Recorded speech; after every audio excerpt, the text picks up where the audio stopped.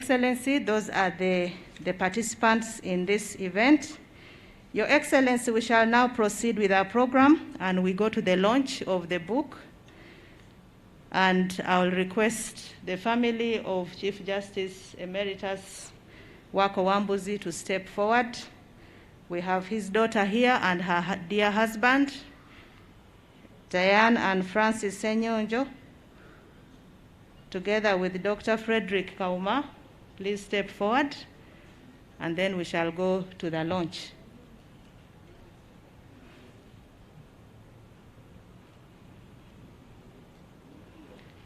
So coming forward is the daughter of CJ Emeritus.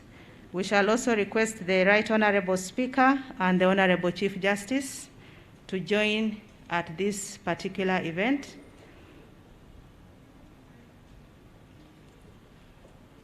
My lords,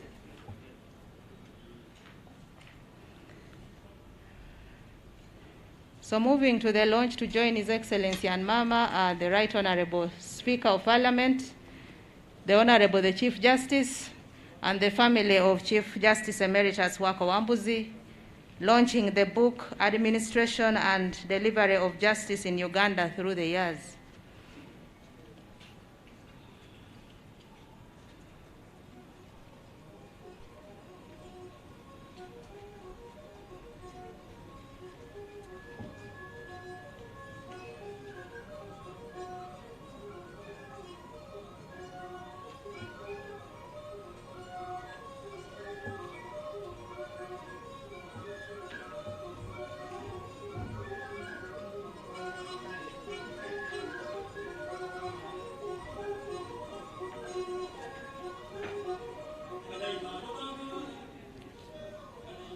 So the book has been launched and signed by His Excellency. Right now they are taking a photograph with family. Your Excellency, we thank you so much for launching the book. His Excellency is speaking to the daughter of CJ Emeritus. Your Excellency, thank you very much for launching the book. The book is now launched and copies available at the back of this tent for those who will be interested in securing copies. A copy goes for Uganda shillings 50,000.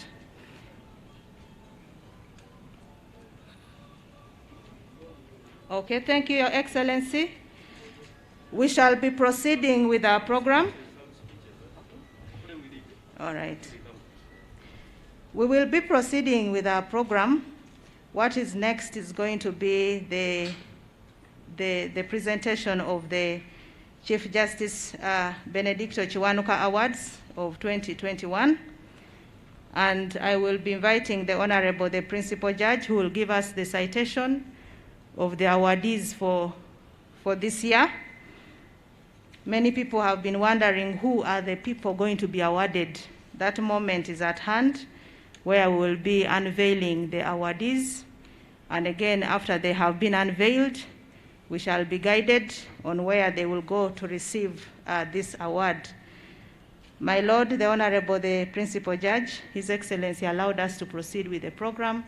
I would like to invite you at this moment to give us the citation of the awardees.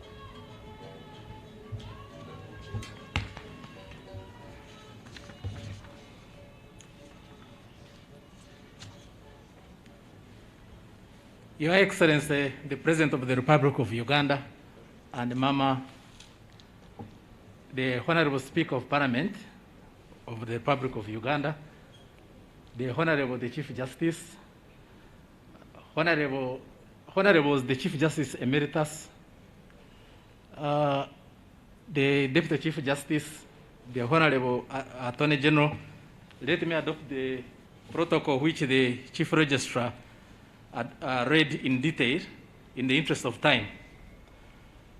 Your Excellency, the first awardee of the Honorable Benedicto Kiwanuka Award 2021 is an esteemed gentleman who was a pupil state attorney in 1969, later appointed an acting judge in 1978, and a judge in 1980. He was the Director of Public Prosecutions in 1981 and a Justice of Appeal in 1986. He also served as Chairman of the Uganda Constitutional Commission, Chairman of the Judicial Service Commission, and the Director of Law Development Center. He was appointed Chief Justice of Uganda from 2001 to 2013 and was the longest serving Chief Justice in Uganda. He has, maybe before that, I need to mention his current engagements. He is the judge of the Supreme Court of Eswatini. Those who don't know Eswatini, you need to Google the famous dance. He is the Judge Administrative Tribunal of the East African Development Bank. He's Chancellor, Lira University, and Your Excellency, he's holding an important role. He's chairperson, Committee of Experts drafting the Constitution of the Political Federation of the East Africa. He has received the Gusii Peace Prize International Award from the Philippine International Convention Center for Social Justice and Humanitarian Law, as well as a Distinguished Jurist Award by the Nigerian Association of Democratic Lawyers. He has led an illustrious career contributing jurisprudence through precedents as well as literary works. He contributed to the administration of justice over the years, and his defense to the rule of law throughout his legal career is indisputable. He has authored a number of books. Some of them were my Bible when I was an advocate, especially in the area of criminal law. You could not enter court without Justice Odoki's book on criminal law. It is therefore my singular honor, Your Excellency, and pleasure to announce the first recipient of the Honorable Benedicto Kiwanuka Life Achievement Award 2021, the Chief Justice Emeritus Benjamin Joseph Odoke.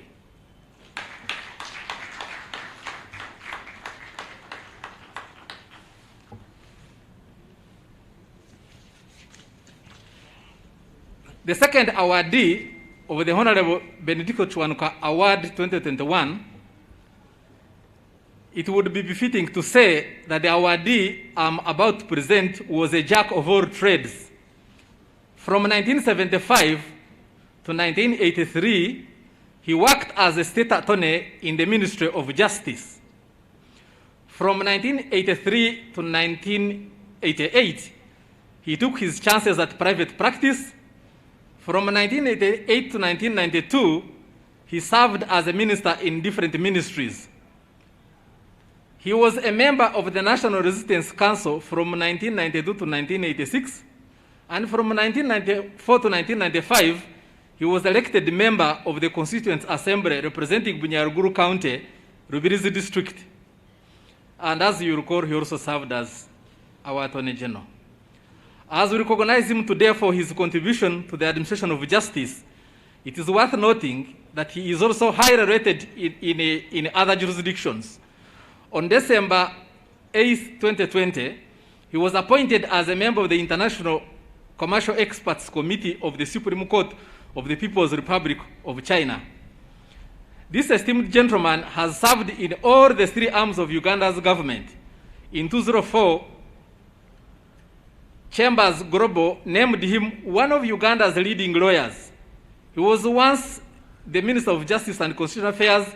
He served 2 terms as a member of the Judicial Service Commission and was appointed as a Justice of the Supreme Court in 2005. On the 22nd May 2015, he was appointed the Chief Justice of Uganda.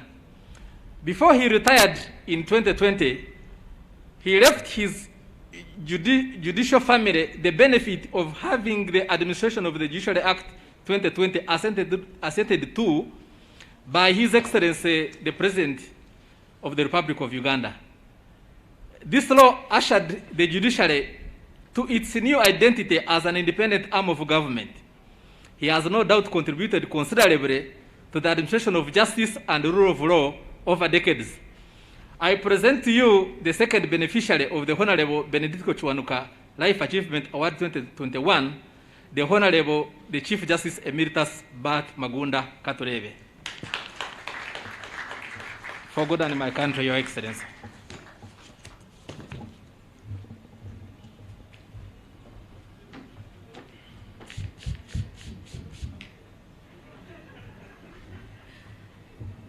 Thank you, my Lord, the Honorable, the Principal Judge, for presenting the 2 awardees of the Benedicto Chiwanuka Life Achievement Award 2021. Your Excellency, it is now the moment to present these 2 awards to the distinguished awardees who have received them, and we will be guided on where this will happen. So as they move, you may be wondering why the 2 awardees passed the committee test. One of them was because of their active and fearless promotion of the rule of law. Secondly, their notable promotion to access to justice. Thirdly, their remarkable contribution to the administration of justice. And lastly, distinguished service with integrity. Those 4 yardsticks enable the 2 awardees today to receive that very, very distinguished award. I wish to thank the awards committee. His Excellency is now handing over the award to CJ Emeritus Benjamin Odoki. Congratulations, my Lord, for receiving that award.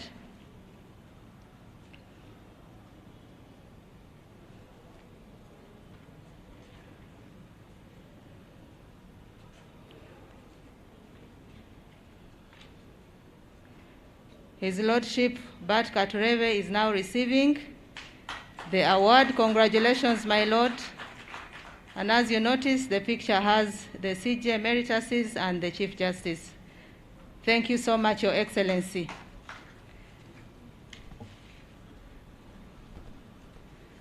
My Lords, as you resume your seats, I invite the Honorable, the Deputy Chief Justice, to invite the Honorable Chief Justice to make his speech.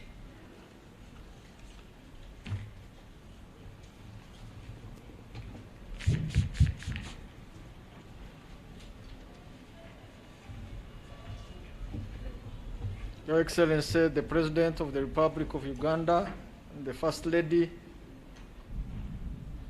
my Lord, the Chief Justice, may I invite you to address us.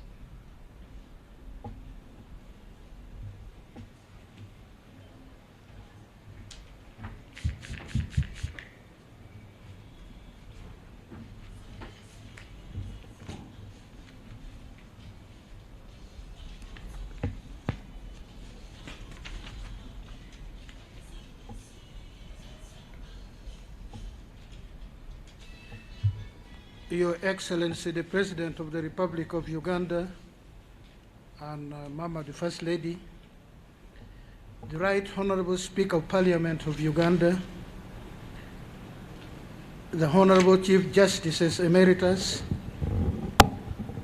the Honorable the Deputy Chief Justice, the Honorable the Deputy Attorney General, the Honorable the Principal Judge, the Honorable Justices of the Supreme Court, of the Court of Appeal, and judges of the High Court,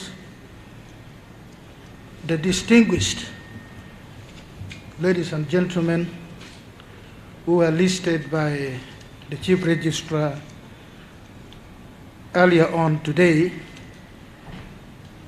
a protocol which permit me to adopt.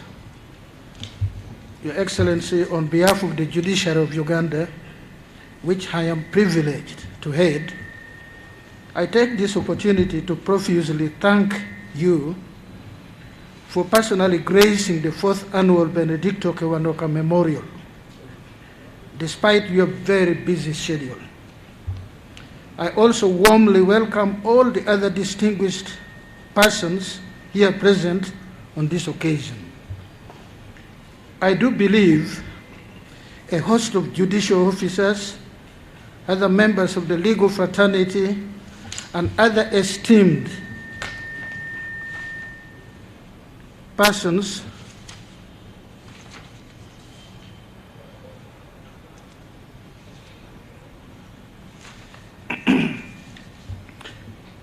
are attending through the technological innovation such as Zoom. I appreciate your individual participation in this function, which is of enormous importance to the judiciary and the entire country.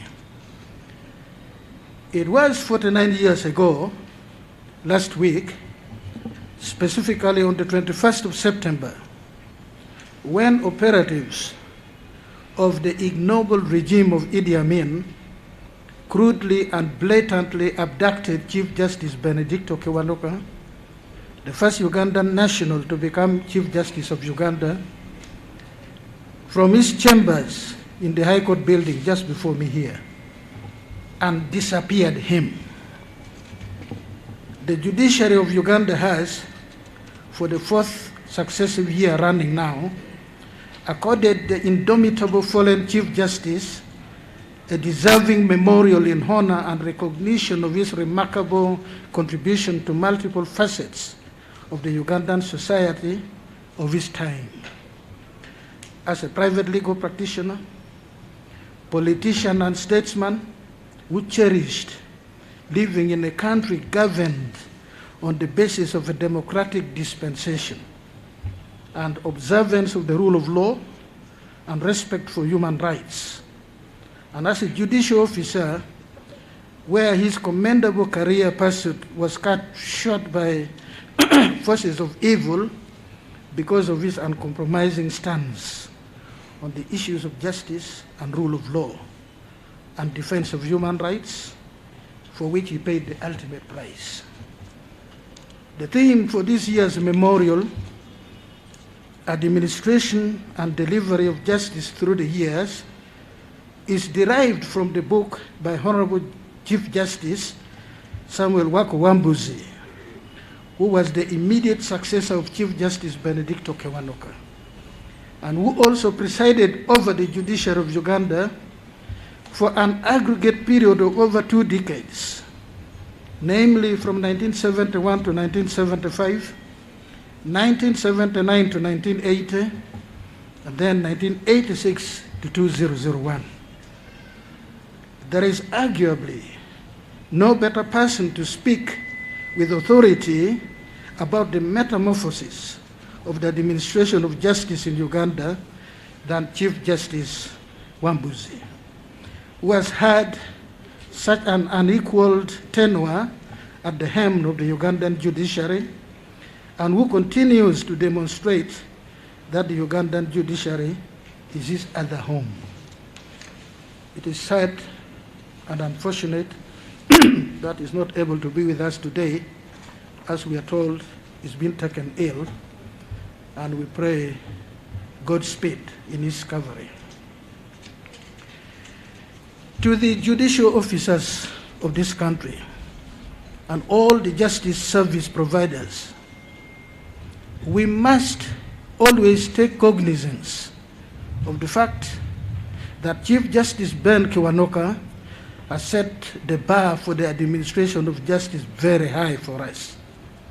Therefore, in the exercise of our mandate, we must always be driven by the need to respect and protect the rights of everyone, advance the rule of law, and promote the cause of justice in accordance with the oath we each took, namely, to do right to all manner of people in accordance with the Constitution of the Republic of Uganda as by law established, and in accordance with the laws and usage of the Republic of Uganda, without fear or favor, affection, or ill will.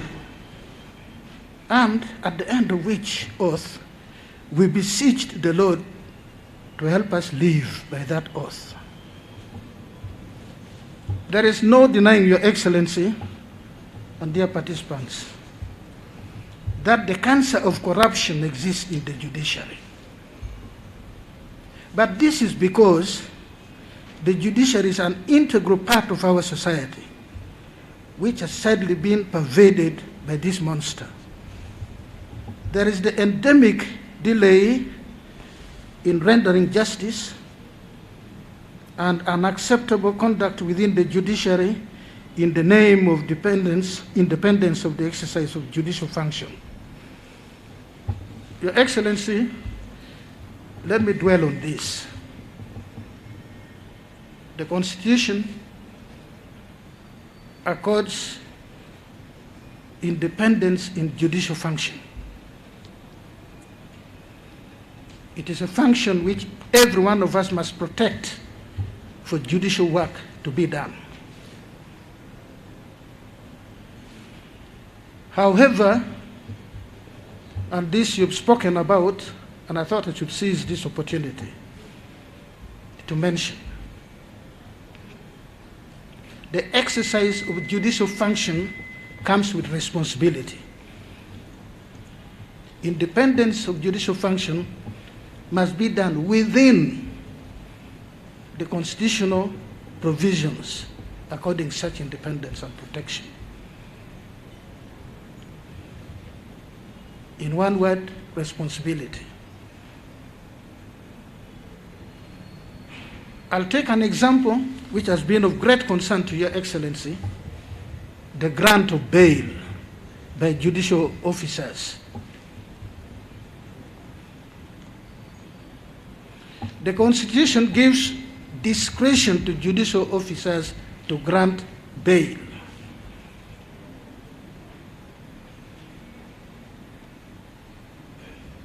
But the law itself and decided cases abound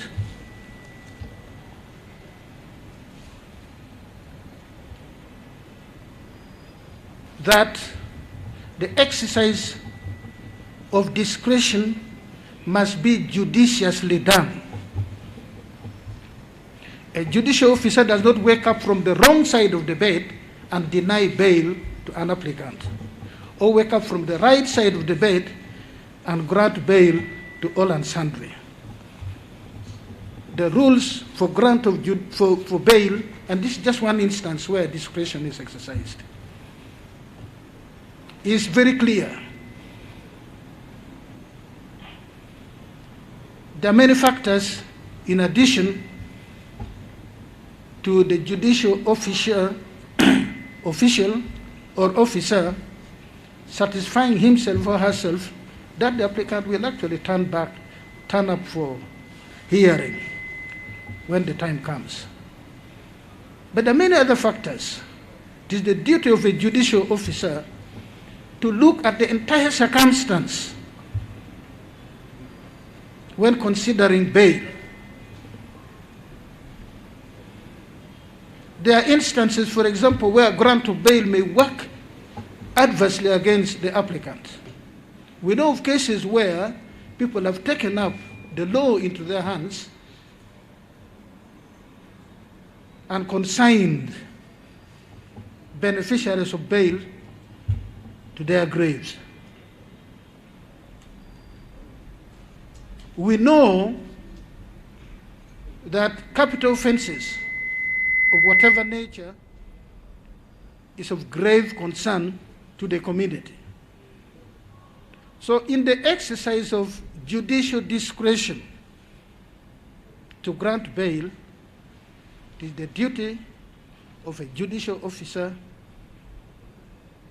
to look at all these circumstances and boldly, without fear or favor, make the decision whether to grant or not to grant. For me, as head of the judiciary, I would love to see judicial officers taking into account these considerations and noting them down, so that there is no doubt as to what could have moved a particular judicial officer to grant bail or to exercise discretion in other circumstances where the law permits the exercise of discretion. Your Excellency, I remember it was at your instance that we should have had a meeting between you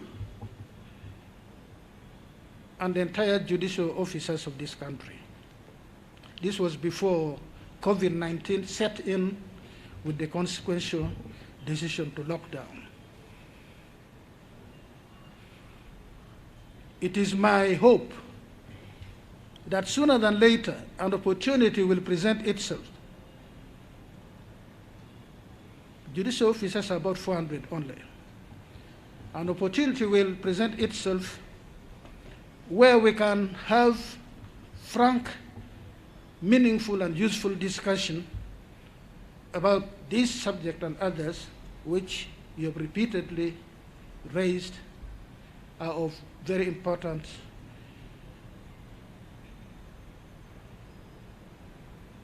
ideological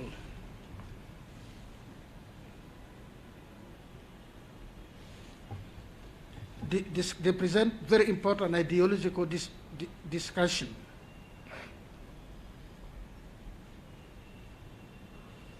Your Excellency, corruption, the delay in rendering justice negate the ideals for which Chief Justice Benedicto Kiwanuka paid with his life. Justice must never ever be for sale. It is monstrously repugnant to turn justice into a commodity, thereby according justice to the highest bidder. The judiciary administration has zero tolerance for the repugnant ill of corruption. Your Excellency, I can say with utmost certitude, the Chief Justice of Uganda, the Deputy Chief Justice of Uganda, the Principal Judge, the Secretary to the Judiciary, the Chief Registrar, who constitute the top management of the judiciary, have zero tolerance for any form of corruption, be it the crude corruption of exchange of monies or the other soft corruption, which may not even involve exchange of monies, but which conflict with the oath we took, not to fear, not to favor, not to be driven by affection, or not to bear ill will against people we may not be agreeing with for whatever reason. The fight against real or perceived corruption in the judiciary cannot be left to the judiciary administration alone, and can never be successful when our society tolerates corruption and adores corrupt persons. This is the new culture in this country, where we don't even ask. In my village when we were growing up, if a child came home with something which you did not have, the parents would ask, where did you get this? And if the child said, I got it from such a person, the child would be escorted to that home to establish that indeed the child got that from that home. In this country, the corrupt are heroes. They are adored. Those who live righteously are scorned because they have nothing. So it will take more than just the judiciary to fight corruption in this country. it is certainly very painful that any one judicial officer can even contemplate trading justice like a commodity. But to bring this to an end, I remember we walked from these grounds just behind us here the other year up to Kololo when you declared war on corruption.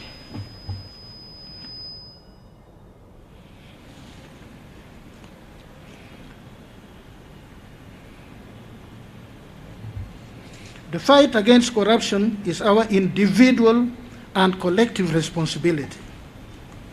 Corruption is an abomination that must be confronted head-on. In the African culture, when something is an abomination, it is unthinkable that anyone can do it. An abomination is the type of thing which you would never ever permit, you would never ever tolerate. We must all do what it takes to make corrupt practices a very unworthy enterprise. We cannot claim to be honoring Benedicto Kiwanuka when cases take over 5 years in our courts to dispose of. When litigants wait in vain and die of old age without seeing justice done because it takes over 10 years for a case to be disposed of, if ever. When our justice processes are characterized by case backlog, we cannot truly honor Benedicto Kiwanuka, Your Excellency, when our people still have to travel 200 kilometers to find a high court service. It's like traveling from Kampala to Tororo or thereabout to find one high court building and a judge if you're lucky. Or to travel 70 kilometers to find a magistrate's court. We shall only truly render justice to our people when court premises, like safe water, are within a walking distance from those who seek justice. We can only truly serve justice to our people when a litigant can file a case on the 1st of January of a year and get his judgment not later than the 31st of December of the same year. Namibia has done it. Your Excellency, I've just come back from a meeting of Chief Justices of the Southern African area. That is below the Sahara Desert, below the Maghreb.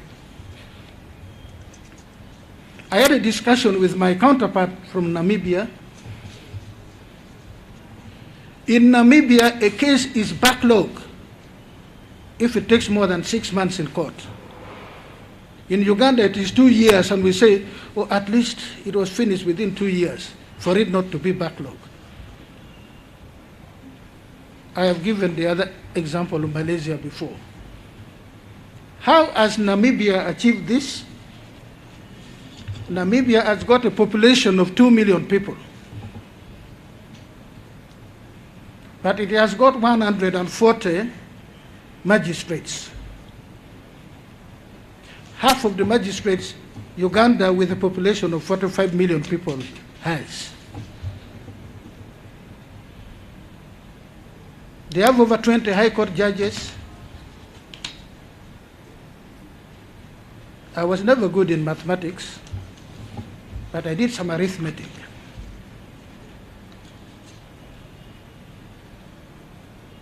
If you divide 45 by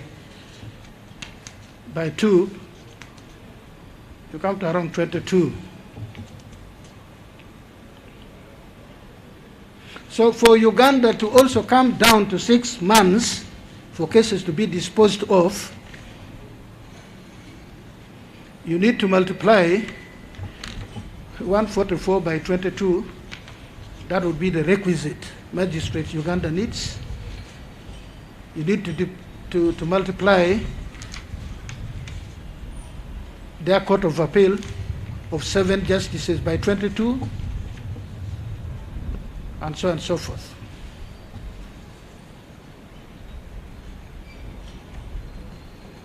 Malaysia has done it. Your Excellency, we can do it. We can surely do it. the magic lies in correlation of the number of judicial officers with the size of the population, and in addition, the pursuit of technological innovations. Now, on the other hand, while I have stated my position on the judiciary and what needs to be done by judicial officers, let me also say this. We continue to witness victims of torture and other abuse of human rights brought to court. Cases of fabricated evidence that cannot stand in court abound. Instances of refusal to respect decisions of courts are frequently reported to us, and we know not what else to do. All these unfortunate practices pour cold water on the memory of Benedicto Kiwanuka.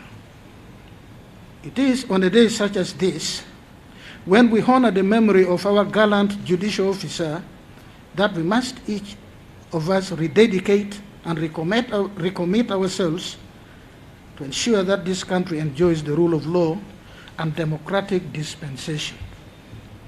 We can only honor our fallen Chief Justice when court orders are enforced timely and respected by every person and authority in the land, and when torture, unlawful arrest and detention, and quid pro quo in exchange for justice is history in our country. We can only overcome the ills that afflict the judiciary and our society at large when the judiciary, the legislature, and the executive act in concert with one voice to ensure that the much desired and pursued socio-economic transformation of our country is realized. The judiciary has taken strides towards removal of impediments that have inhibited us from effective delivery of justice to our people. We have embarked on a number of priorities, including the implementation of the Judiciary Strategic Plan 2020-21, 2025-26 to 2025-26, these 3 years. Some of the strategic objectives are these: to enhance equitable access to judiciary services, where every single person in this country enjoys ease in accessing justice, where justice is not a purview of the few, those who have the means, but for every ordinary person. Just like with safe water, which Your Excellency, you are distinguished for having done for this country. I come from a very rural area. I speak with authority on the issue of safe water. We look forward to that day when justice, like safe water, is just taken for granted, like the air we breathe. Our other objectives is to improve court processes and case management, to strengthen the use of ICT in the administration of justice, to develop and support the judiciary workforce and institutional capacity, to improve coordination, partnerships, and accountability, to improve public awareness and the image of the judiciary, and to enhance resource mobilization and management.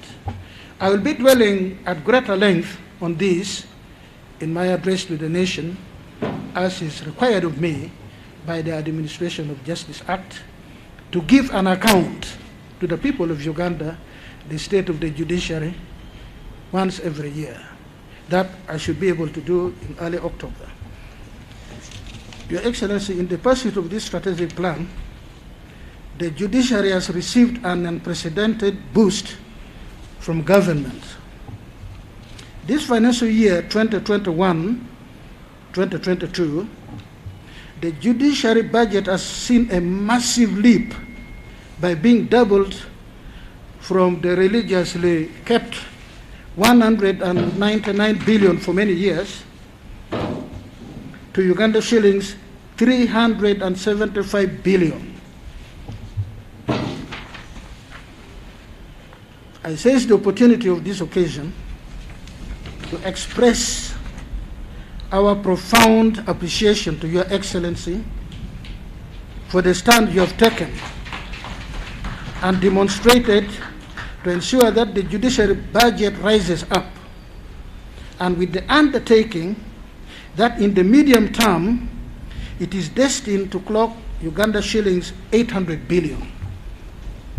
This will provide the people of and in Uganda with a robust and effective judiciary whose services are felt by the people. When we presented our budget to Your Excellency, I'm just reminding you, we were pleading with you as head of the executive to give us the capacity to deploy a magistrate grade 1 in every constituency. We thought that was great. You said no. Why a constituency? There are about 2,000 sub-counties in this country. We can afford to have a magistrate grade 1 in every sub-county of this country. This came from you. And indeed, our budget, which was around 770 something, you said bring it to 800. So the 800 I'm proud to speak about was your creation, was your child. By the time we reach in the medium term, in about 3 years, God willing, by the time we reach this, and I hope we do this when I still hate this institution, I would love to put in place a rule whereby each judicial officer before whom a case takes more than 12 months must give an explanation in writing to the Chief Justice why a case has taken more than 12 months in court. Then and only then can we proudly say, yes, we are rendering justice to our people. It can be done. Other people have done it. So if we are given the capacity, if we are strengthened to have the human force, the human manpower, if the technological innovations that the world is pursuing in every sector, including the judiciary, is strengthened in this country, I should, before my retirement, be able to say 12 months is too much. Case backlog must start from just a few months.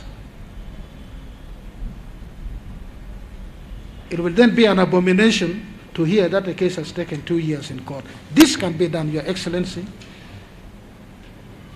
when we have the will, and you've shown the way. You've shown the way that it can be done, and we have faith. With the 375 billion shillings, which was appropriated by Parliament to the judiciary,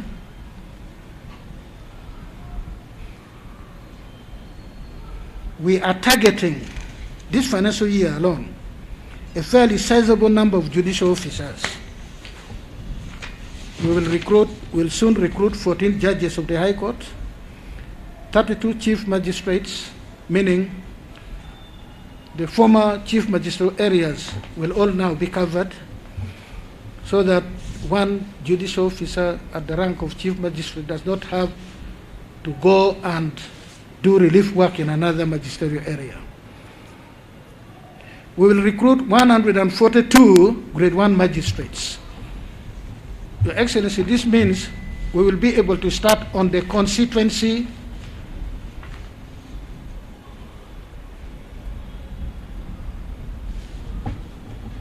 allocation of judicial officers we have spoken about for so long. It will not cover every constituency, but we'll be able to have in a good number of constituencies.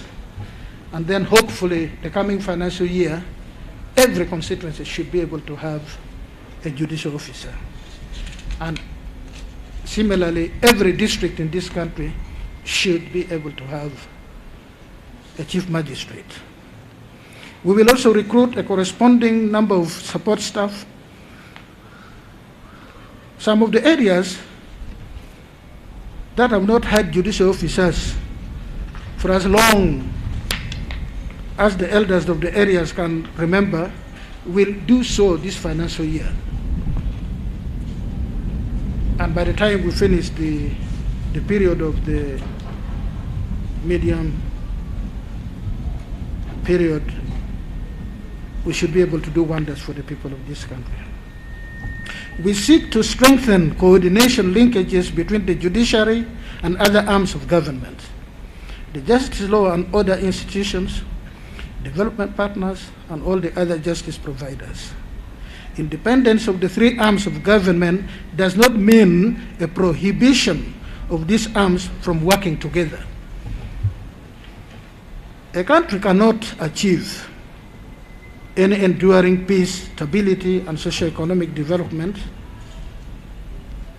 unless when the three arms of government operate in tandem with each other. They each have functions clearly spelled out in the Constitution, and for effective governance, government service, their functions are complementary to one another. They are each accorded oversight responsibility over each other to ensure full realization of the people's desires. Your Excellency, the Constitution of Uganda underscores this point of working together in harmony when it gives the President responsibility in all the three arms of government. The more obvious one is as head of the executive, which all of us know. But the Constitution also places you as a critical player in the enactment of laws, because your signature is so important. It is only in very rare circumstances that Parliament may have to do without your signature. That means there's something wrong. Then, and many people do not realize this, the Constitution also gives you a final say in sections of judicial work. When a person has been convicted of a capital offense and has been sentenced to death by the trial court, and all the appellate attempts to have this overturned or minimized fails, the only person who can save that person from being hanged is you, as the President. In other words, the President of Uganda is the last appellate court on sentence,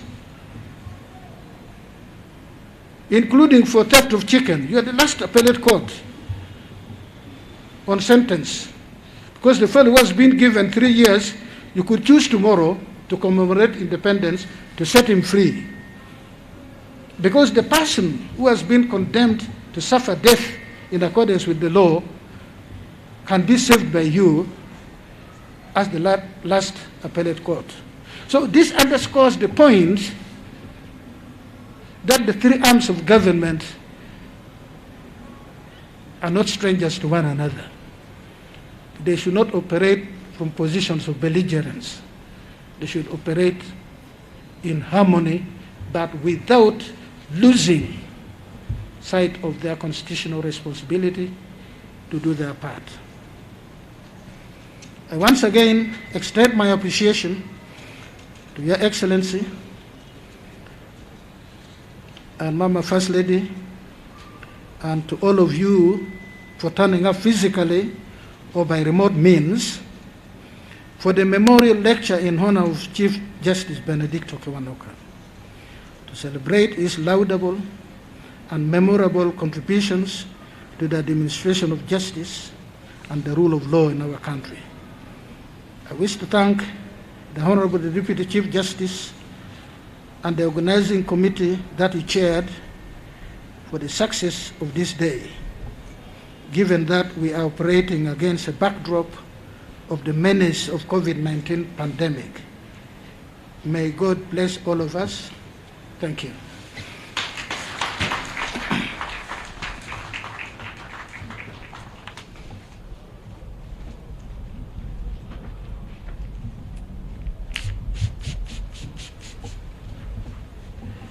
Your Excellency, permit me to invite you to address this congregation.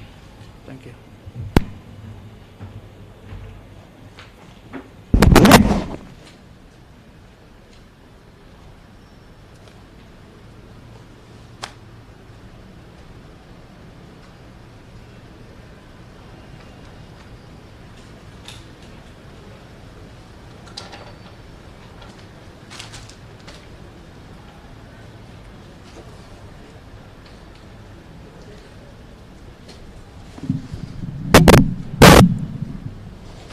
The Right Honourable Speaker of Parliament,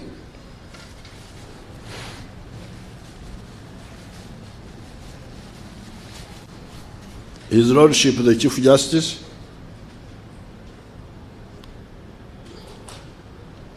their Lordships the Chief Justices Emeritus, Deputy Chief Justice, Principal Judge, and all the distinguished people who are here.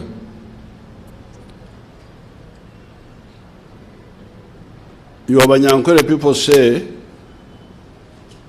Uteijuka tazumura.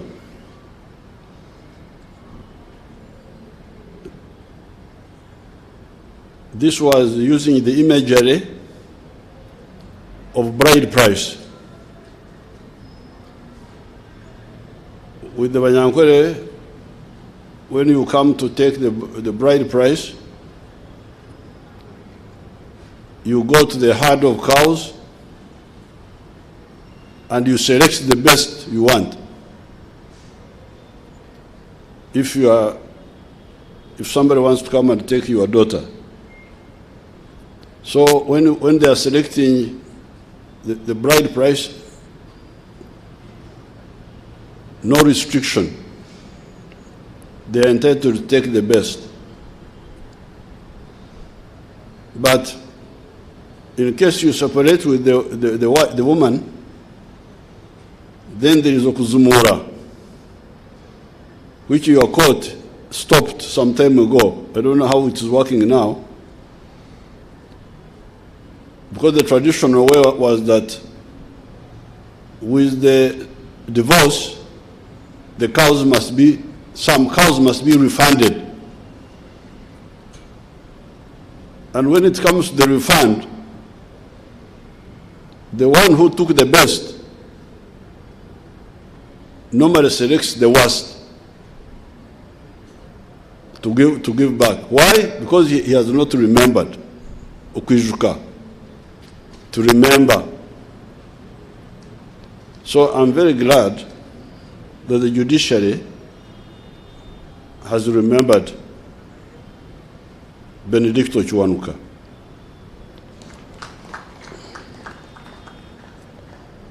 Because it is the one who doesn't remember that does not pay back. Because that's what the other proverb says.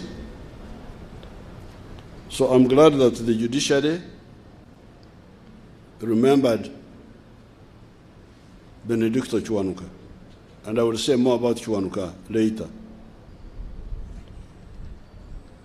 Secondly, I go to the Bible. This time I use Luganda. Buli muntu yana kyasiga kyekyakungula. It is from the Bible. Whatever man sows, that's what he harvests.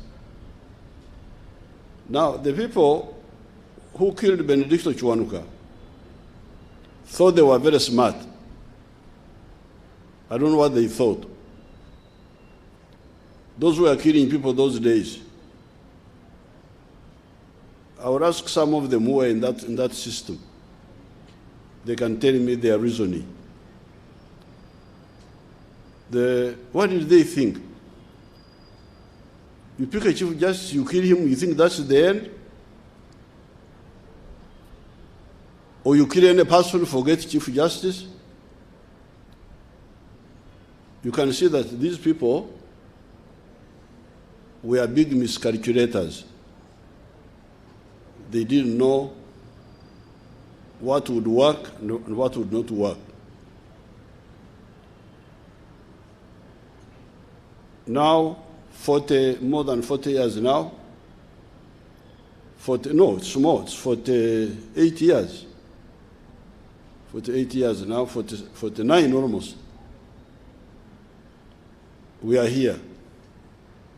We are remembering Kiwanuka. We are condemning Idi Amin. And all those that were with him. So this is a good lesson for the people who may have authority to know that sooner or later you will be accountable for bad things or good things.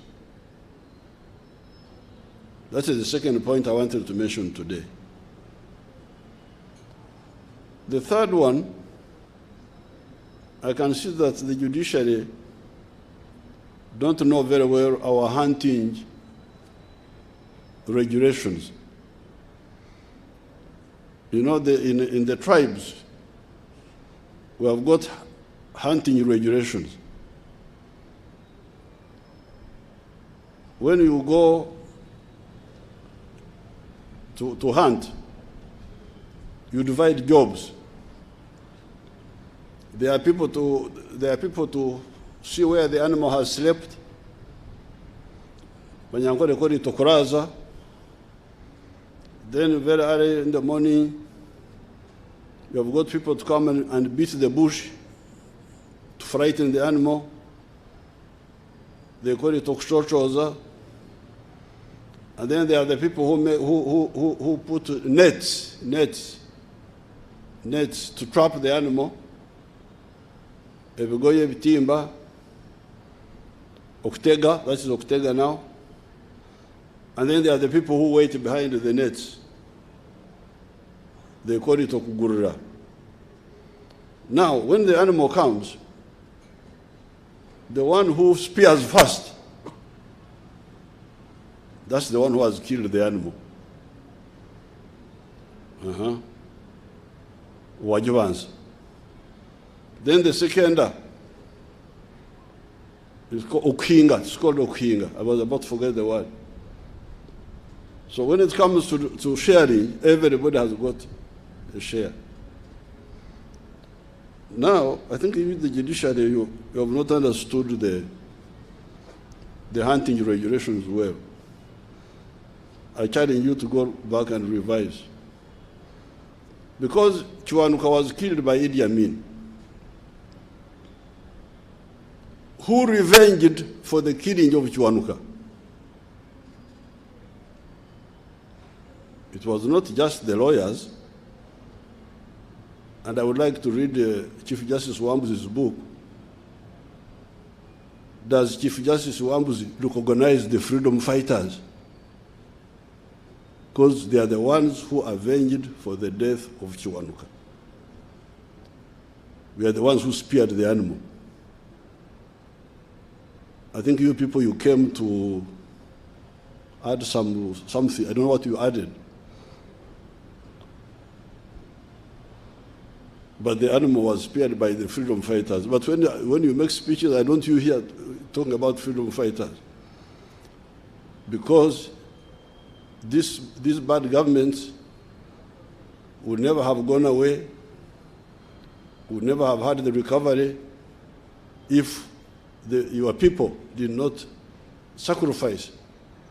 For years, and many died. Some of them were actually lawyers. Some of the people who died, but in the struggle, were lawyers. Like Martin Mwesiga was a lawyer, was with us. So I would like you to revise the hunting regulations of the tribes, so that in your documents and so on, you capture the history of the struggle, the multifaceted struggle of the people of Uganda to bring stability. Now, point number 4, I'm very glad the Chief Justice has touched on it. There's something you have been dancing around. Again, the two constituencies. The constituency of 3, actually. The population, the freedom fighters, and the legal fraternity, who are normally trained in Western concepts. Lord Denny and all those people. I used to pick those stories in the university from my lawyer friends, Kategaya or Pakabulo. I also did law as a subject for 1 year. And that's why I picked up racial dissidents, dictum something.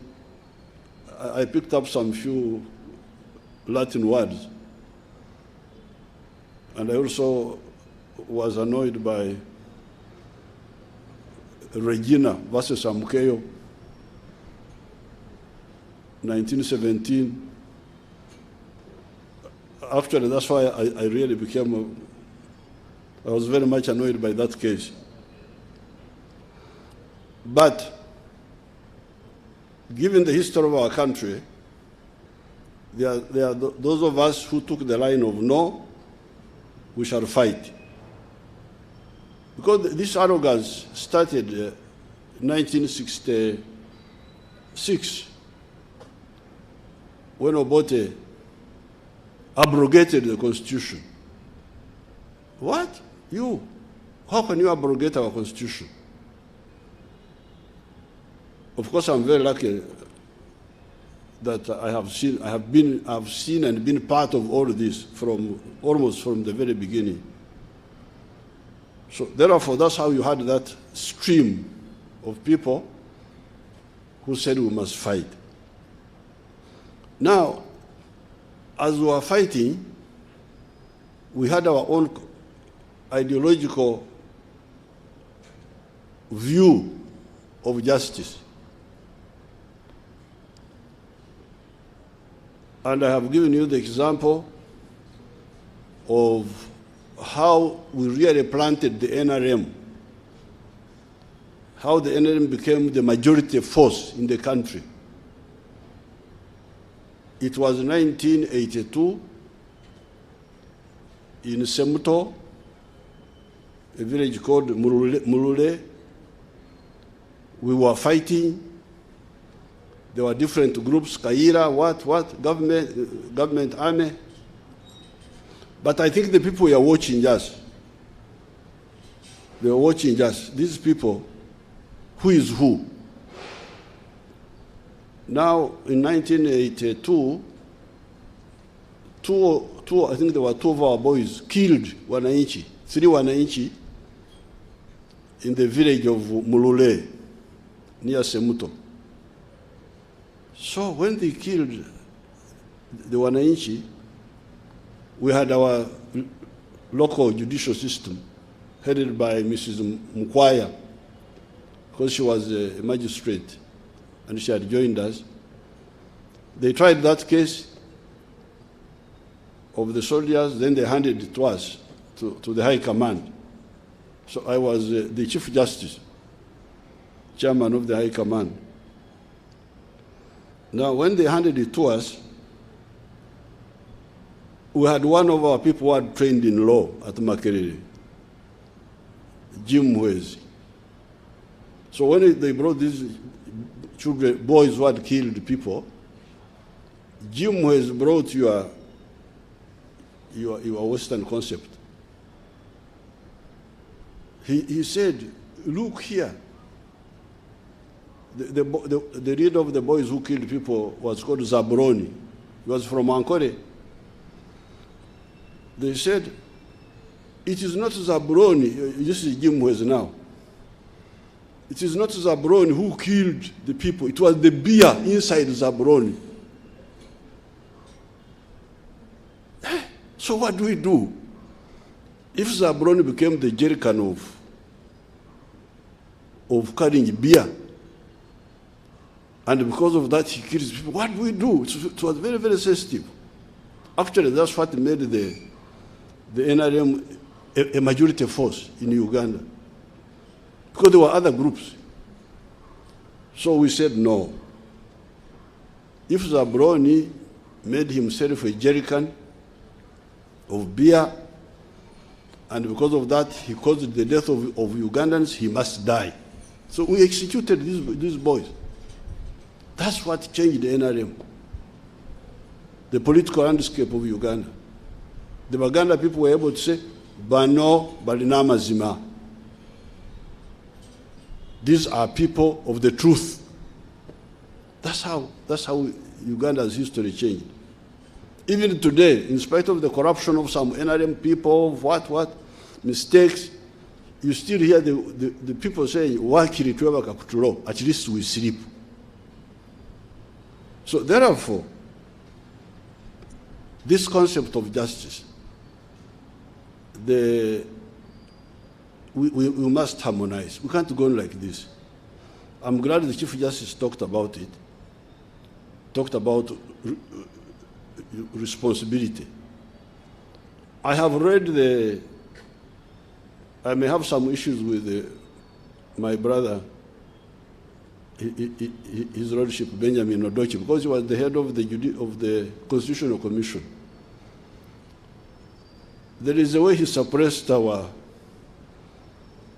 line, which is the line of the masses, because I have said there are three constituencies: the masses, the freedom fighters, and you, the legal fraternity, who are mainly of the Western way of Lord Denning and all that.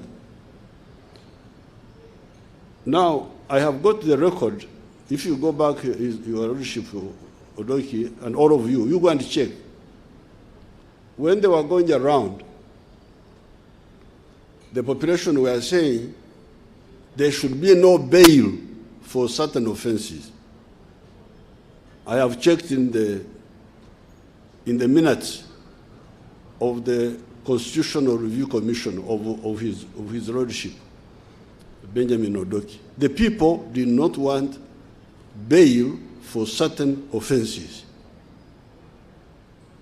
because that's our traditional justice.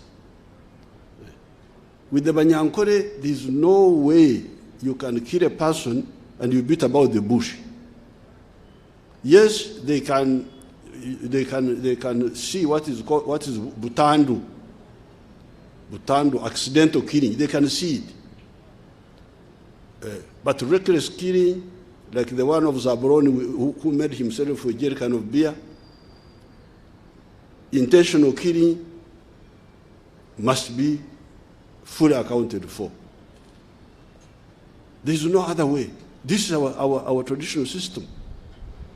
So, but when His Lordship Benjamin Odoku wrote his final report,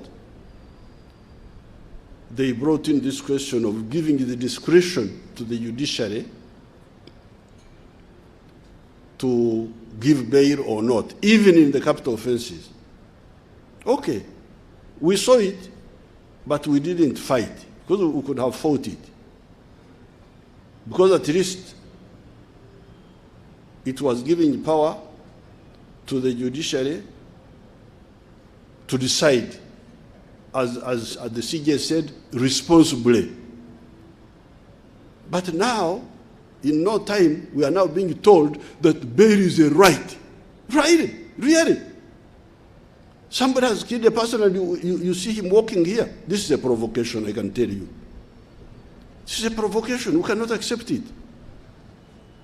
And the CJ made it very clear that that's why people are taking the law in their own hands. They killed somebody in Lira the other day. The one who cut his wife, the people didn't want to wait. They just killed him. Here in Gomba, people killed a surveyor who had gone to survey land. The villagers killed him. So we are now in a problem. The problem. The issue, the Banyankore, if you wrong me, is wrong me in other ways, like you abuse, you do this, that's okchumura. It's like an abomination. And we can only sort it out if you okonga, if you compensate me. Then for murder, if you kill, that's enzigunao. It's a vendetta. And the vendetta must be resolved by my clan killing somebody in your clan.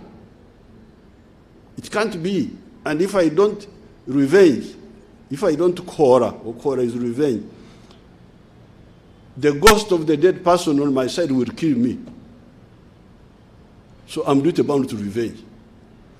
Now, the other clan,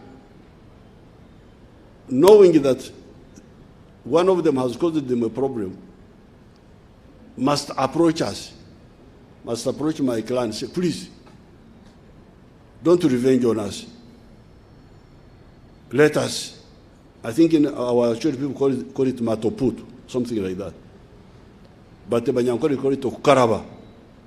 So the Africans don't insist on killing for killing, but there must be full accountability. In this case, it's called okaraba, where you pay a lot of cows, then a ceremony is performed, then the blood of the dead person is washed away, and it's forgotten, and you become friends again. So therefore, this bail is a big provocation.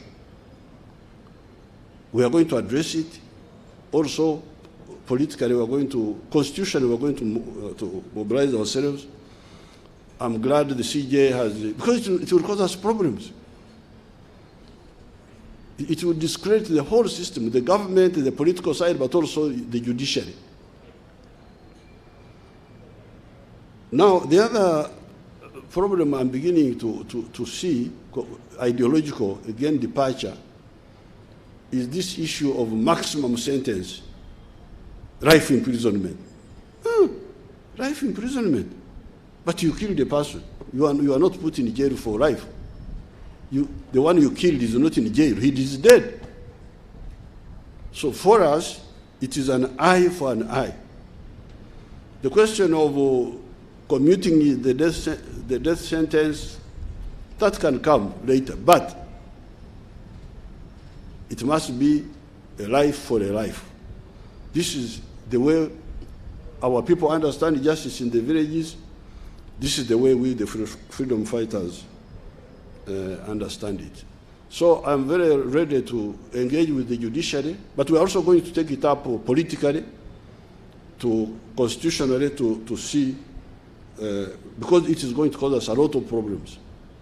It's very dangerous. It's a very big provocation. The judges must be very careful. They are playing in a very dangerous area here, which we cannot accept. Now, coming to Mzee Benedicto Kiwanuka, Mzee Benedicto Kiwanuka suffered in two ways. He was a victim of Mengo, because Mengo mistreated him. You are only talking about the one side, the judicial side. Because when he was lead of DP, and I was a member of DP myself, I was a very active youth winger. When the Mengo people wanted their federal and all those, Kiwanuka told them this, what you are asking for is not possible. So when you are talking of Kiwanuka, you must talk of that forthrightness. Was a forthright person. He told the Mengo people, those things you are asking for are not possible. Oh! I did them oh, that he has betrayed Uganda. So, Mengo, then Obote comes. Obote says, no, all those things you want, we shall give them to you. How will you give them to them?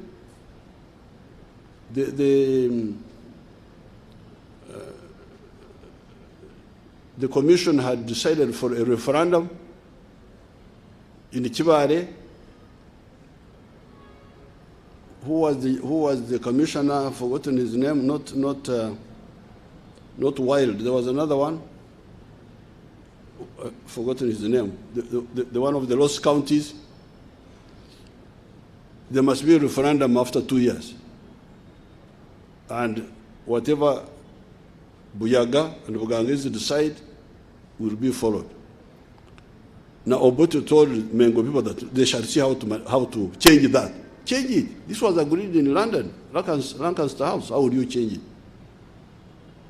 So, when it came for the referendum, Obote could not deliver because he was telling lies.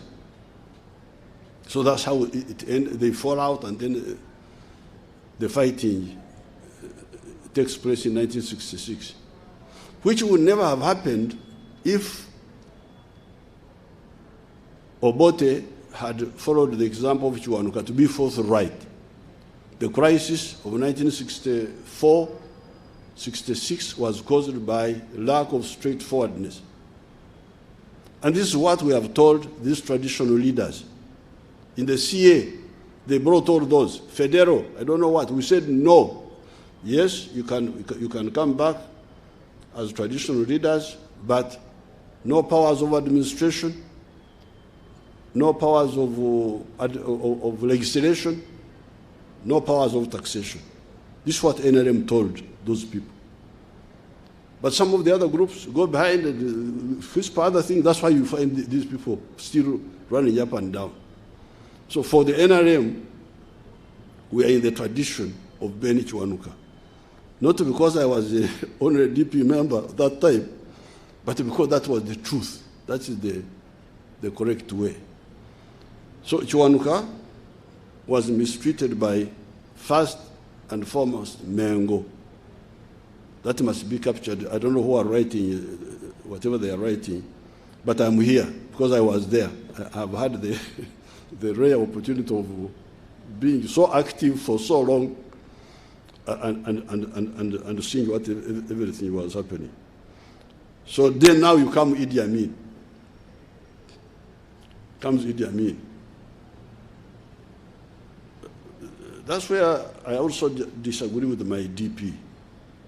Because I disagreed with them that time. Why did you agree to become Chief Justice of Idi Amin? Why? Idi Amin, that you are Chief Justice of Idi Amin. I think this was a mistake. They should have left Idi Amin. Idi Amin announced his coup at 3 o'clock on the 25th of January. We met. I was in Chireka. Immediately we called our group. We met in Yona Kanyomuzi's house in Bugorovi at 5. Amin had announced a curfew, and we said we are going to fight Idi Amin. So I think DP and some of those people who worked with Amin, that they want to do something positive within Amin's government, I don't think it was correct. But still, he was a sacrifice. Maybe, I don't know how he calculated, but in my view, it should not have, nobody should have worked with Idi Amin from the beginning, nobody. They should all have said, sorry, you don't know what you are doing, we all walk away. We had problems with Obote. But Obote was somebody we could disagree here. Maybe we could work on some other things like the East African Federation. He appeared to be moving in that direction. So we had some conditional engagement with Obote. But with Amin, it was zero. It was a big mistake. So that shows you the history of Uganda, that because Amin didn't understand anything. He didn't understand anything. He did not value anything. And I don't know why anybody would have wasted even a day. And if they all had done that, actually the problem of Amin would have been solved much sooner than what happened. But in terms of analysis, because I was there, Beni Kiwanuka and Uganda suffered because of two players, Mengo and of course Idi Amin. And Idi Amin is Obote, because who put Amin in power to be army commander and all that? Obote.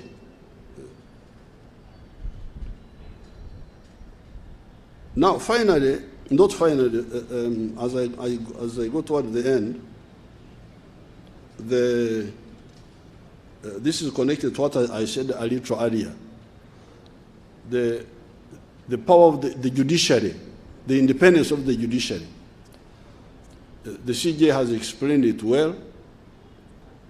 Independence should not mean belligerence between the arms.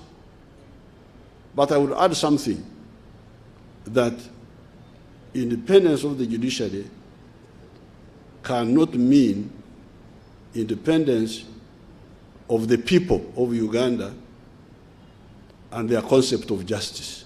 It can't mean that.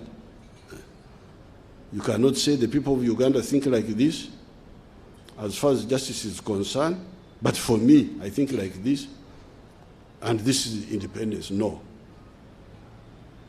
No, it can't be that.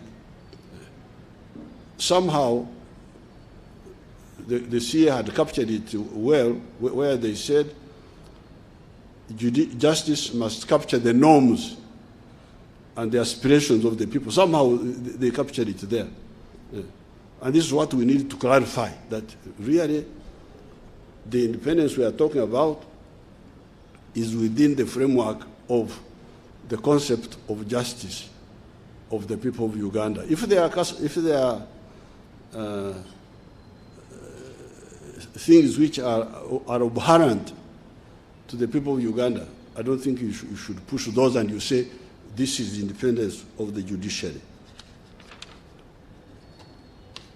I want to congratulate the CJs, Emeritus, my brother Odoki, my schoolmate, university mate, Dar es Salaam, for getting the award of Beni Kiwanuka. I want to congratulate CJ Bat Katurebe for getting the award. And I want to thank those who organized this occasion.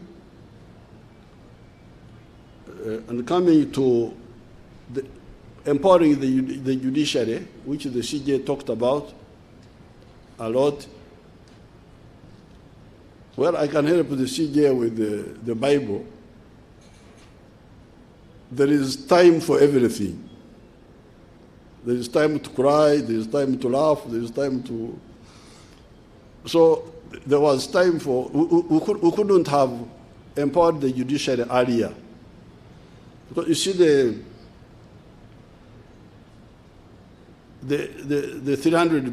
almost 400 billion we are giving you now, and the 800 billion we are targeting in 3 years. The tax collection of Uganda in 1986 was 5 billion shillings. 5 billion. That's what it was, 1986. You can go, the other time when the judges came, I gave them the tax collection year by year. And when you come, I will give you that tax from 1986. At that time, it was not possible to handle these issues. The countries you are talking about, like Namibia and all the others, none of them collapsed like Uganda did. None of them. Never. None of them ever collapsed like the way Uganda did between 1971 and 1986. So when you are analyzing, you look at Uganda as somebody who rose from the dead. Jesus was killed and buried, and 3 days he rose from the dead. That's what happened to Uganda. See the tax collection, 1986, what was 5 billion, I remember that figure. And you can go year by year, year by year, and we will see. So there's no way. So therefore, on the empowerment of the judiciary, the correct appreciation is there is time for everything. Now we can address the issue of more numbers in the judiciary and to make the judiciary like safe water. Safe water, we are to choose among priorities. That's how my people in Acholi got rid of the guinea worm. The guinea worm was a terrible worm which was entering people's legs through drinking bad water. And we eliminated it. We eliminated it by the safe water he's talking about. But at that time, we could not handle security, safe water, some of the roads, immunization, and also judicial at the same time. We had to prioritize among the priorities. So once more, just once more, humor. I think I need to tell the Deputy Chief Justice to pronounce the name of his senior. It is not Chingamoy. It is Chigamoy. Chigamoy. Justice Butera has uncolonized. Yes, because it makes sense. Chinga is to close. It makes sense to close something, so Chinga something.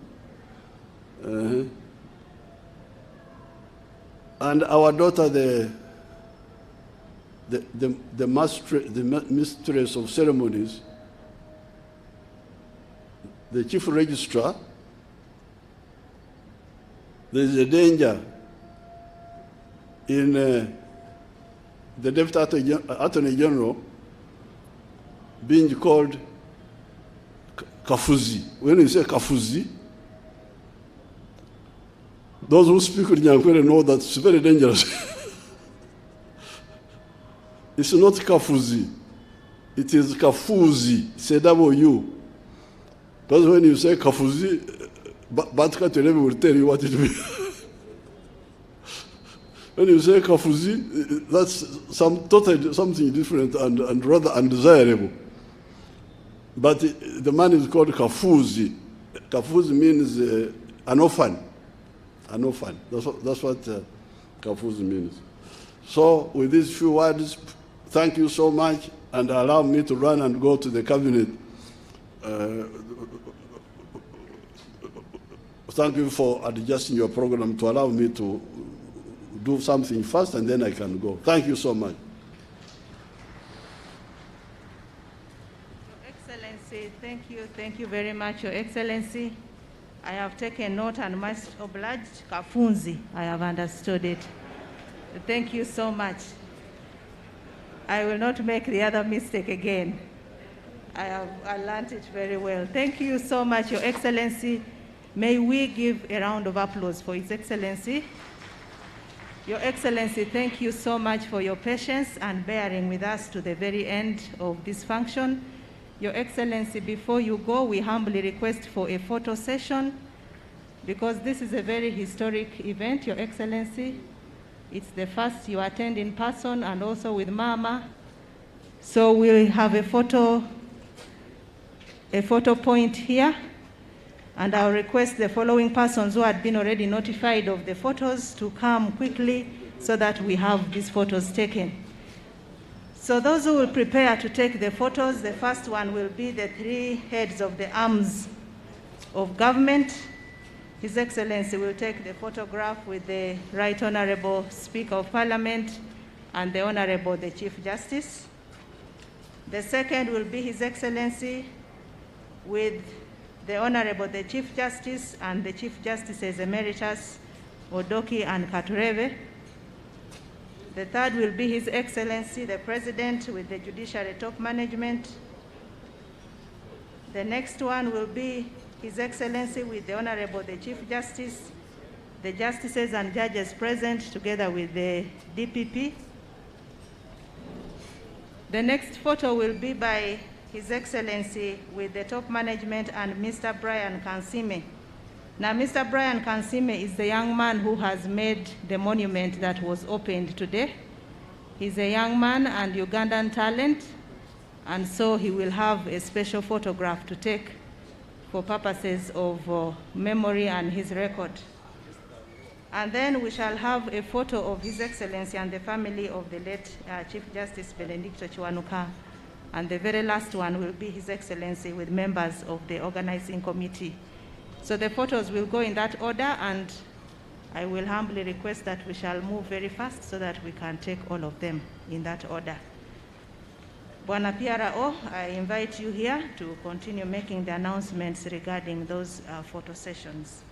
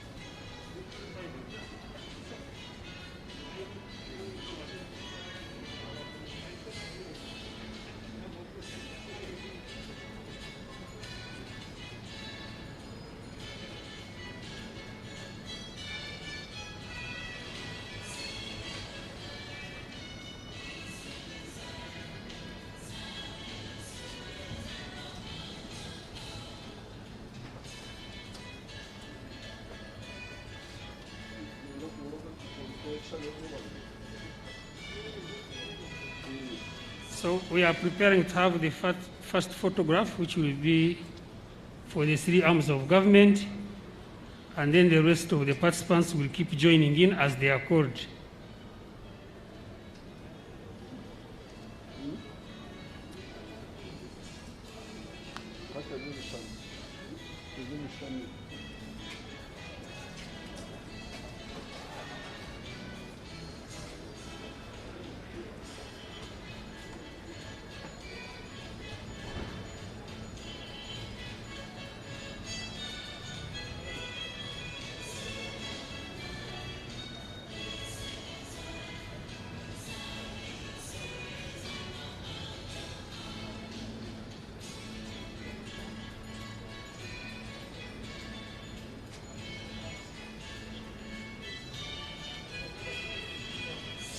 So I request the Chief Justice Emeritus to be stepping forward to join in for the next photo.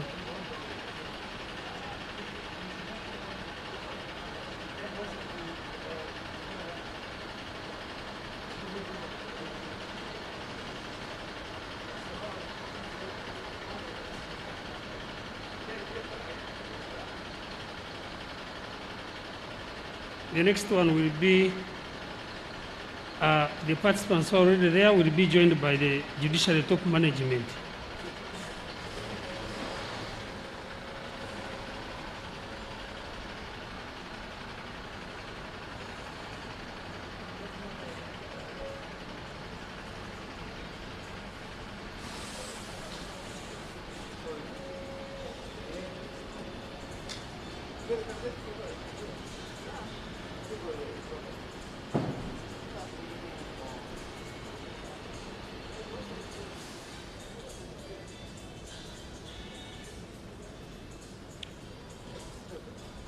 I request the justices and judges of the High Court, together with the DPP, to join in.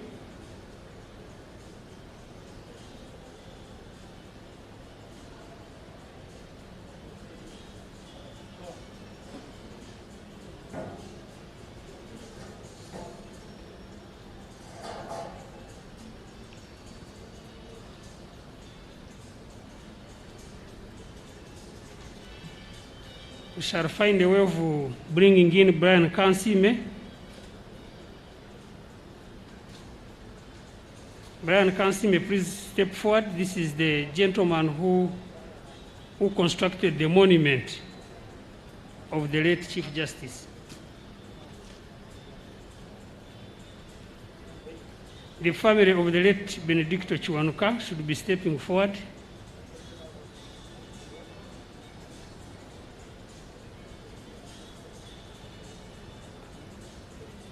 As the organizing committee prepares to join in for the last photograph.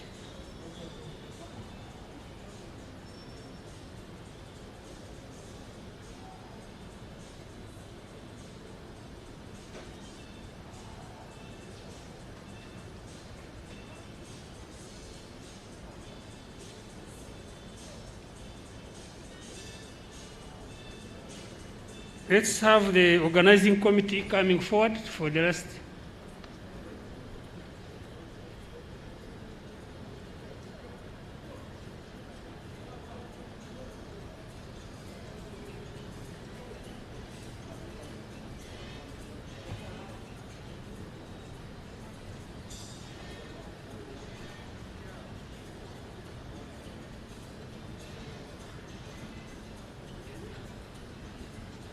Organizing committee, please, let's be quick.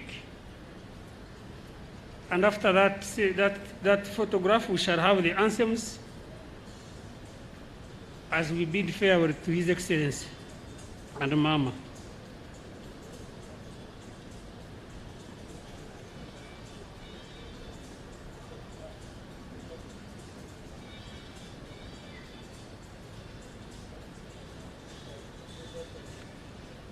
Thank you very much, Your Excellency and Mama.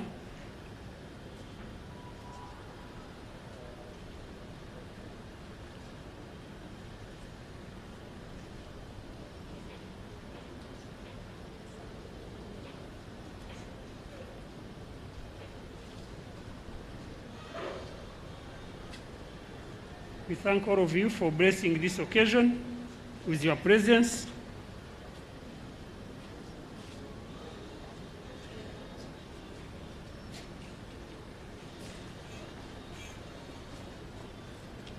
Let's take our positions for the anthems as His Excellency leaves us to continue with the rest of the program. Let's have the anthems, please.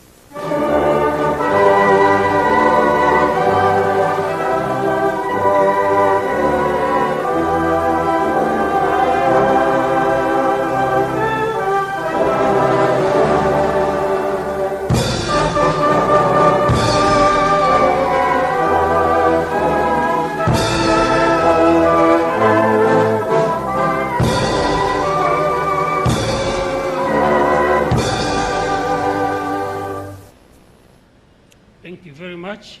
We continue to appreciate you, Your Excellency, for having given us your time.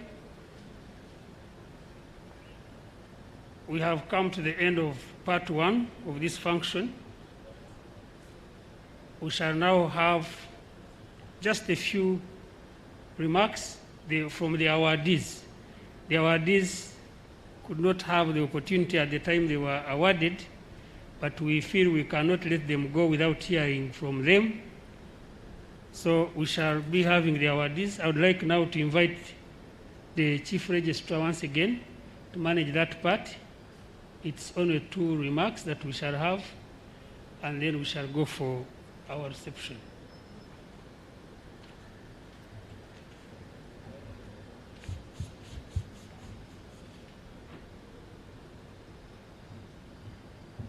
Thank you very much, Your Worship. Your Excellency, it's great that you're still with us. The Right Honorable Speaker and my Lord, the Honorable the Chief Justice. I would like to invite the Permanent Secretary to the Judiciary, my twin brother, who is going to invite the awardees to say a word or two. PSSJ, please.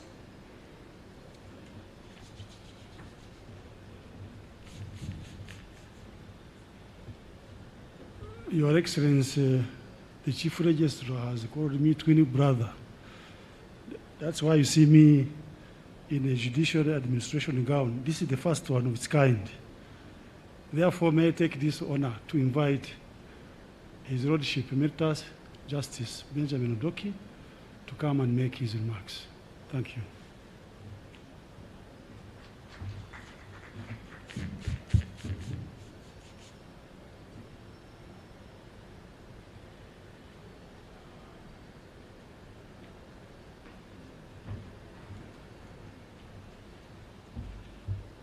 Your Excellency the President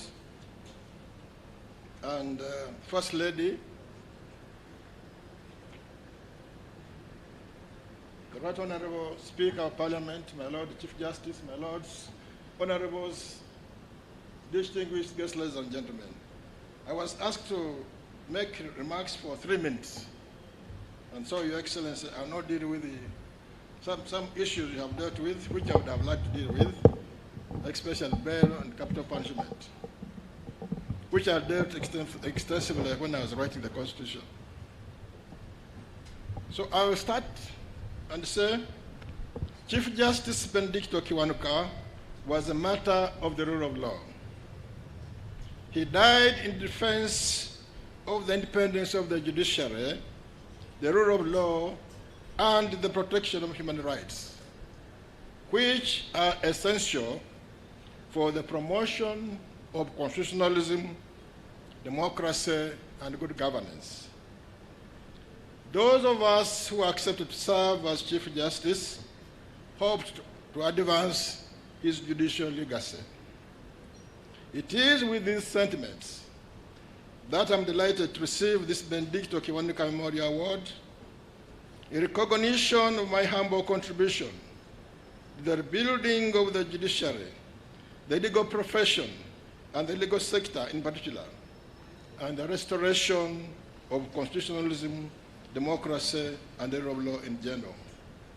I pay tribute to the Chief Justice, Owiny Dollo, and his committee for finding me worthy to receive this award. Lastly, but not least, I'm grateful to His Excellency the President of Uganda, Yoweri Kaguta Museveni, for giving me the opportunity to serve this country and beyond in many capacities to contribute to the socio-economic and political transformation of this country. May God bless you all. I thank you for your attention.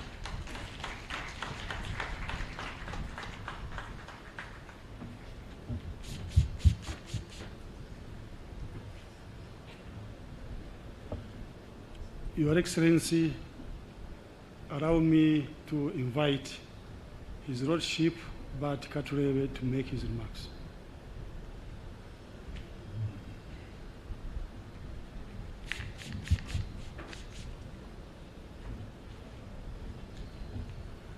Your Excellency, the President, the First Lady and Minister of Education, the Right Honorable Speaker, my Lord the Chief Justice, my Lord the Deputy Chief Justice, my Lord the Principal Judge, the Honorable Attorney General, I will adopt the rest of the protocol as been given by the Chief Registrar. I'm deeply honored to have been invited to this function. I'm even more deeply honored and humbled to have been considered to be awarded the Benedicto Kiwanuka Award for the year 2021. On this day, we should all remind ourselves that unless we commit or recommit ourselves to the principles of the rule of law, what happened in the past could resurface, taunt us. Therefore, wherever we are, whether in the government or in private sector, we should all recommit and remember the dictum, do unto others what you would have them do unto you. If you think it is important for you to enjoy your fundamental rights under the Constitution, why should you abuse the rights of others when you are in a position of responsibility to protect them? Here we should continue to ask ourselves why the fathers of our Constitution provided not only for the Bill of Rights, but also singled out specific rights that must not be derogated from under any circumstances. This was to emphasize the principle of human dignity, that the human being, wherever he is, however vile he is, he should be accorded dignity. For us in the judiciary, we must bear in mind that a person brought before us is entitled to a speedy trial, speedy and fair trial. For every day we delay to deliver judgments, we are violating the rights of others. I pledge to keep interested in the matters of administration and delivery of justice in a private capacity. I will be dealing with matters of finding alternative ways of resolving disputes in a private capacity, and I believe that will be complementing what we are doing in the judiciary. I thank you, my Lord the Chief Justice, for inviting me, and I thank the organizers for giving me this opportunity to be present today. I thank Your Excellency for having given me the opportunity over the years to serve our country. As Thurgood Marshall would say, I did what I could with what I had. Thank you.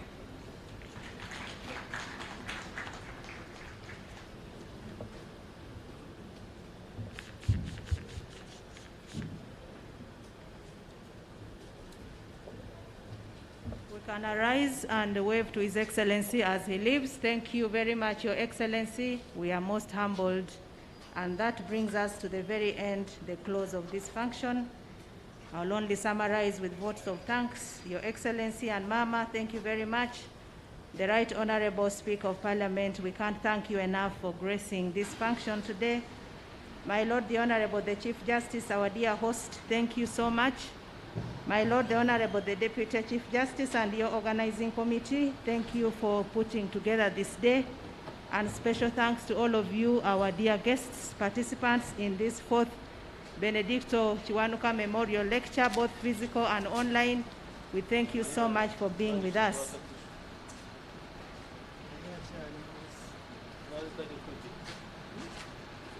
So the last item on our program today is the luncheon, which the host has prepared for us. My lords, we shall all go upstairs and derobe so that we are free and able to enjoy the lunch. We have a venue at the back of the High Court building where a delicious lunch has been prepared by the Honorable, the Chief Justice, for all of us. Thank you, and thank you so much. To God be the glory who has allowed us to have such a good day and a beautiful weather. The DJ will now keep us entertained as we go and enjoy the lunch. Thank you so much.